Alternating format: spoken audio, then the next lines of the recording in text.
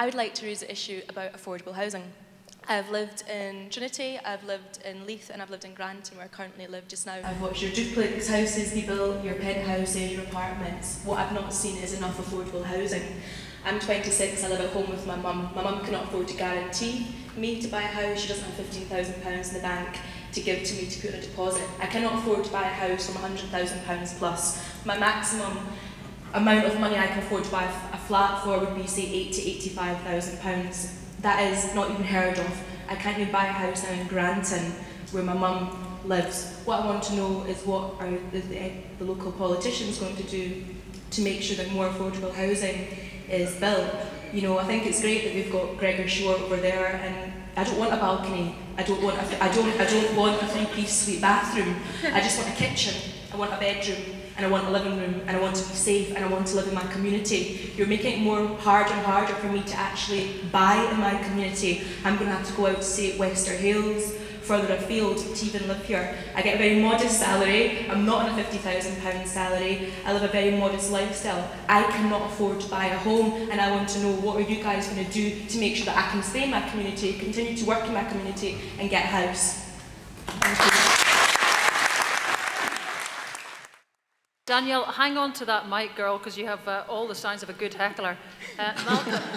Well, this is one of the biggest, if not the biggest, problem that faces Edinburgh at present. We can't directly control the price of housing, and I was going to say, unfortunately, fortunately, in one way, there's lots of people in Edinburgh who've got lots of money, but that fuels house price inflation. So we need to do two things.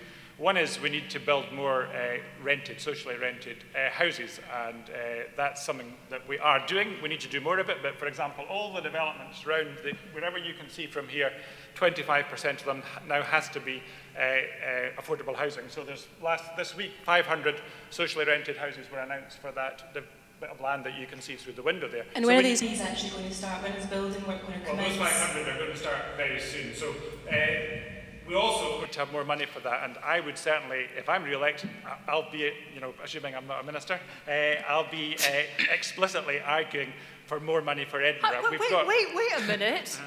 So this means that if you get elevated, you don't argue for the things you believe in? I argue internally, but I can't. When I was housing minister, I couldn't stand up and say, I'm going to give, Edinburgh. I would have given Edinburgh more money, but I can't. I have to take an all-Scotland view.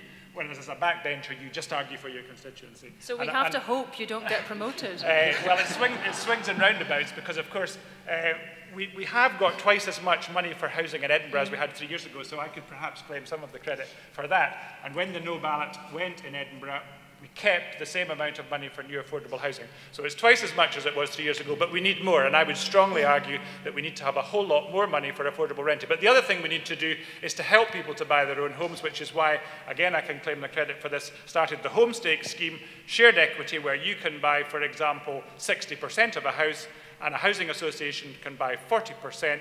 We've done a lot of that in Edinburgh. Some's new build. The only place in Scotland that's had open market homestake so far is Edinburgh. You can go and find a house if you're on a certain income level, go and see the housing association, they'll buy 40%, you can buy 60%. So that helps, and we're going to double that, we said in our manifesto, and the City of Edinburgh Labour group has said they're going to have a 200 million fund over and above that for that. So homestake and more affordable rented will help, but we have a very, very big challenge, and we have to persuade whoever the Scottish Government is to give more money to Edinburgh for housing. And I think it's just really, really important that basically you agree with the developers that certain amounts of the land are going to get built.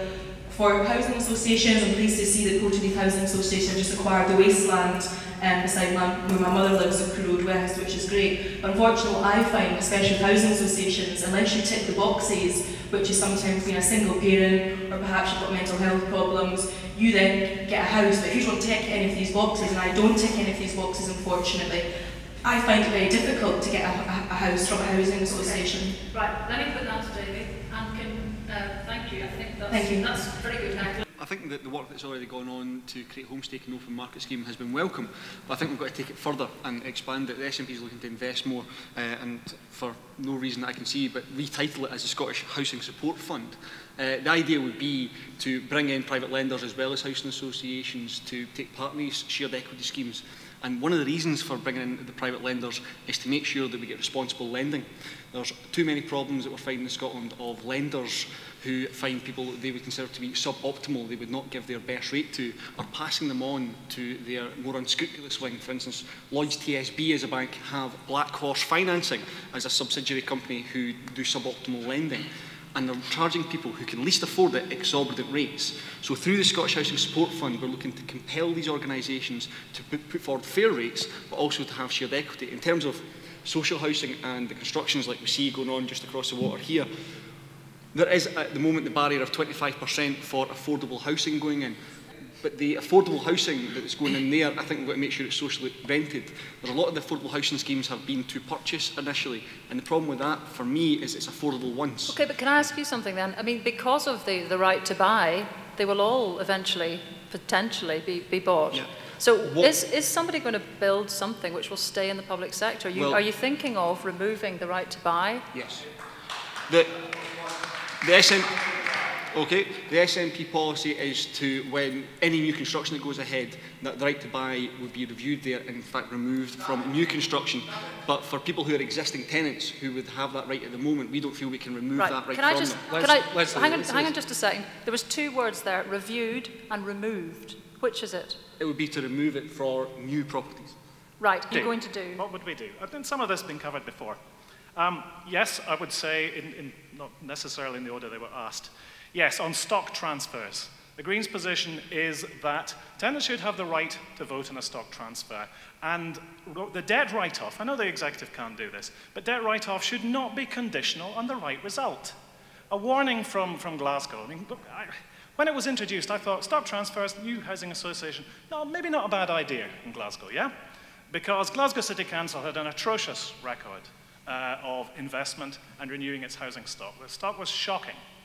So what did they do? They transferred the old City Council housing department to the new GHA pretty well lock, stock and barrel. Can anyone spot the flaw in this logic? It's been a complete disaster. Why? Why should the debt write-off be conditional on tenants voting the way that the government wants? On the question of the right to buy, yes, the Greens are committed to halting the right to buy for the moment, unequivocally. There is, everywhere that developers can build, you will see the sign go up, executive flats here. And I do agree with Siobhan that we need to change the planning presumptions, whereby local councils in many cases do what they can, but the executive will overrule them. We absolutely have to change the presumptions so that building social housing, mixed tenure developments is a fundamental of companies building new flats. Also, the Greens are not looking for sprawl. How are you going to do that? The Greens are not looking for sprawl. I mean, we would introduce a land value tax to stop developers, and a Conservative friend said, to stop them simply sitting on the sites and doing nothing instead because they're not getting their own way or maximising their profits. Those sites would be taxed to the point where it is in their commercial interests to bring them back into use. Right. And have we got an answer for the homeless Danielle yet? All of that would somehow do it, yeah? My answer is basically, you give me a piece of land, right? And I will build affordable housing and I will sell it and I will still make profit. That's what I can do. I know that I could do that, so why aren't you doing it? Why are you not speaking to either Forth Ports, Waterfront Edinburgh and negotiating with them and saying we're going to take that land and we're going to set up our own business, it's going to be a non-profit organisation, social inclusion, and why are you not going ahead and building more affordable housing? Can I? Why?